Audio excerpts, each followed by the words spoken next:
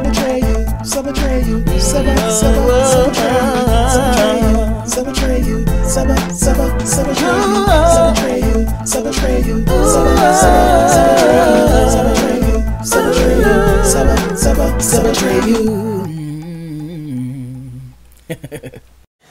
Hey guys, So Betray You is back. I do hope you all are doing well. I'm so excited for today's video because it is another collaboration. I've been wanting to collaborate with this guy for a very long time and we finally made it happen. So you might be wondering, who is this collaboration with? Well, his name is Scrappy Locks.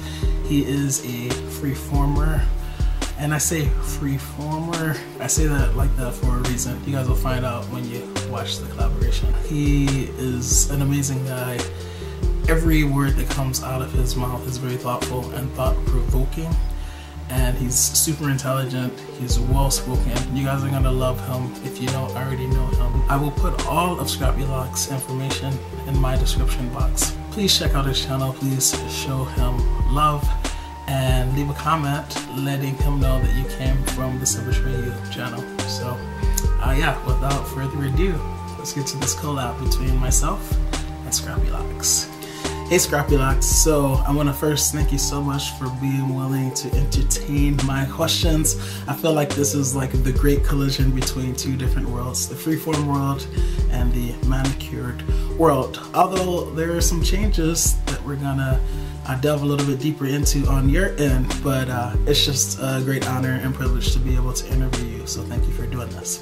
Alright, so my first question for you is, how do you feel about the term dreadlock, the term dreads, and the term locks?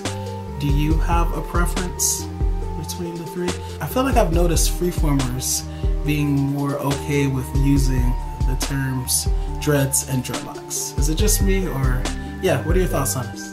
What's up, Seb? I'm glad to be here. I'm really honored that you would consider me for a collaboration, so I'm really happy to be here with you as well. I'll dive right into it. The first answer to your first question, how do I feel about dreadlocks? You know, the terminology, that kind of stuff. I think as a freeformer, a lot of us just kind of interchange the words. I don't know if that comes from a standpoint of a lot of us are on the younger end of the lock crowd, as I've noticed. And then there are people who are freeforming, who have been freeforming for a really, really long time, who have kind of fallen into either one or two categories. People that really care about it or people that just don't care at all. I kind of find myself in the latter category. I haven't been around for a really long time, but I just tend to not care about, you know, the terminology. I know that some people really get into it. I don't get into it too much. I just kind of think that you call it what you call it, you know what I mean? I don't try to get caught up on technicalities and that kind of stuff, because I always feel like that puts a bar in the way of people that maybe don't have as much experience in the lock community and in the lock game, and it tends to kind of almost marginalized and sectionalized people. And you know how I am, I kind of like to try to bring everybody together. So it's just not something that I focus on too much. I think that people have good points when they say, you know, that certain terms are kind of, and have been historically a little more derogatory. I get that. I think that commonly though, people refer to them whichever way. And also I've noticed that people tend to refer to their locks differently depending on what part of the country or what part of the world they're in, because there are certain terms that mean certain different things other places. So I've noticed that as well. So I just kind of think I'm not really worried about it. It just feels a little more like it's interchangeable to me. So yeah, I hope that answered the question. Now that we've gotten that out of the way, tell us, why did you start with freeform dreadlocks? I think I started my freeform lock journey almost out of necessity. I kind of ran out of options. I tried the twist game, it wasn't working. I think I may have started it wrong. I used wax. Some of the guys that are from my channel that have come over here will know that I've talked in depth about why that lock set didn't work. And then I tried to, you know, interlock, that didn't work. And so I think that I started my freeform locks in my first journey more out of necessity than want. It was more of a kind of a thing where I just kind of ran out of options, and at that point in time, I didn't have a whole lot of money to really dump into doing something that may or may not turn out, you know what I mean? So I just figured I'll do it the free way, and the way that's the most, you know, the easiest way for me to do it, which, you know, just happened to be the way that was free. So that's why I started those. I think it was more out of necessity than anything else. So I noticed that you recently switched the type of lock journey that you're on. Can you tell us why that is? I think I switched my my lock journey. There was a lot of reasons, you know, that I switched them.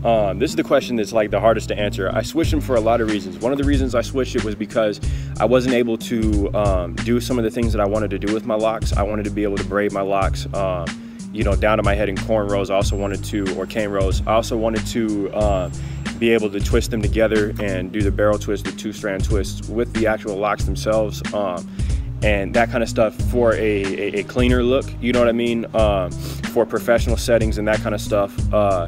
And then on the other hand of it though, I also found mold in the back of my locks for the second time, and I kind of came to a crossroads where I got to a point where I'm afraid that if I continued with the habits that I had in my freeform set, that I may end up somewhere where I end up disappointed because I have to cut my locks completely off. So I wanted to save the hair more than I wanted to save the locks, so I went ahead and brushed them out. I think that now though, with this journey that I'm on now, I had a hiccup in it already. I was trying to do the two-strand twist aspect of it, and had some stuff happen that I won't get into for personal reasons, but so I'm on a similar journey to my first one, but I will be retwisting and that kind of stuff. I want to maintain the separations, the parts that my girl and I put in them. You know, so I crocheted them together this time, but I think my big reservation and my big concern has been just making sure that I don't go bald. I mean, it's kind of the same answer as my perception, you know, it's just not to go bald. I think that's my main thing, because I'm kind of one of the only guys left in my family that still has hair at my age. Most people have gone bald a long time before me, including my father. So I just don't want to be bald. I really like having hair. So that's kind of my big concern. But I know that there's ways to fight that and ways to combat that, and, you know, getting into good habits with your retwist routines and, you know, the way in which you wash your hair, that kind of stuff. So I know I can combat most of those concerns. So I'm just ready to get into it and, you know, kind of enjoy the process once again, and starting with baby locks and moving my way up, you know.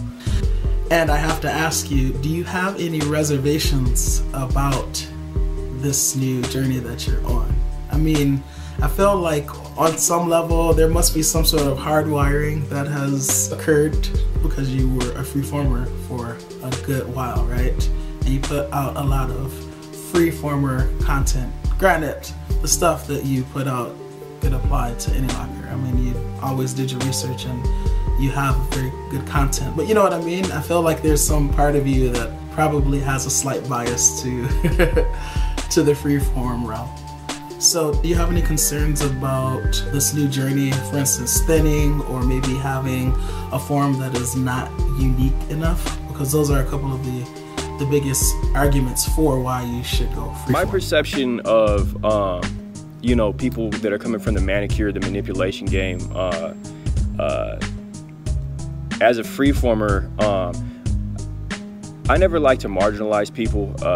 I think that my one concern for people that were, that, you know, retwist and do that kind of stuff has always been going bald. I know that people put a lot of time, a lot of effort. They spend a lot of, you know, some people, they spend a lot of money on their locks. And so I always feel like, you know, if you're using the wrong techniques, or the person that is retwisting your hair, your loctician, is using the wrong techniques, they could jeopardize, you know, an investment that you've made in yourself. Because that's kind of the way I look at it. You're either investing time or you're investing money. And so when I see, you know, people who are manipulating or manicuring their locks, you know, in the retwist game and whatnot, I don't look down on anybody, because everybody has their reasons why they're doing what they're doing. But I've always just been afraid, you know, for people that they will go bald, or that they may do something that they're not able to reverse, you know. And I know it's one of them things where you really hate making those kind of mistakes, because those are the worst ones to learn from, especially after you've made a mistake that you can't take back. So that's kind of always been my perception, is, you know, I love everybody in the lock community, but I've always been concerned for people that they may, you know, get into bad habits with their retwists and whatnot that could jeopardize the future of their locks. All right, and my final question for you, sir, is, now, having been on both sides of the fence. I know that you're not all that deep into your retwist journey that you're on right now, basically your manicured journey, but I mean, you're on both sides. You still have experience with both sides. So my question for you is, now having been on both sides of the fence, do you have any advice or anything you would like to say to freeformers, semi-freeformers, and non-freeformers alike? I think if I could give advice to everybody that'll touch everybody, you know, no matter whether you are retwisting, manipulating, whether you're semi-freeforming, you know, doing some semi-annual twists, whatever you're doing, or if you're just straight up freeforming from day one, the advice I would give to everybody is twofold. First is to enjoy your lock journey. Don't compare yourself to anybody else. Don't compare yourself to me. Don't compare yourself to, you know, to you. Don't compare yourself to anybody but yourself, you know. I hate to see when people, you know, get an unrealistic idea of what they want their locks to look like because, you know, this fool over here looks like this, or this guy over there looks like that, or homie down the street looks like that. You know, I really hate when I see that people will do that because you set some unrealistic expectations of what you want your locks to look like. And a lot of times those expectations will come with timelines. Well, if my locks don't look like this here, then I got to do this. And, you know, that's how you get into bad habits, and that's ultimately how your lock journey can fail, you know, or come to an end. And a lot of times those ends are very abrupt. And then secondly, is to just get in good habits with your wash routines. I learned that the hard way towards the end there, that, you know, getting into bad habits at either the beginning or, you know, just at any point, but especially when you get into bad habits at the beginning of your lock journey and then you change it later, sometimes you don't realize that the damage may already be done. And, you know, the only ways to combat that are to get with, you know, some really aggressive wash routines that will, you know, help you get rid of whatever the problem is, or, you know, ultimately brushing out or cutting your locks completely off. And I know that everybody wants to avoid that. You know, if you got yourself invested in getting locks and maintaining your locks and, you know, of that sort, then, you know, I think that kind of the nuclear option is to cut your locks off, you know, or to brush them out like I did. So that would be my advice.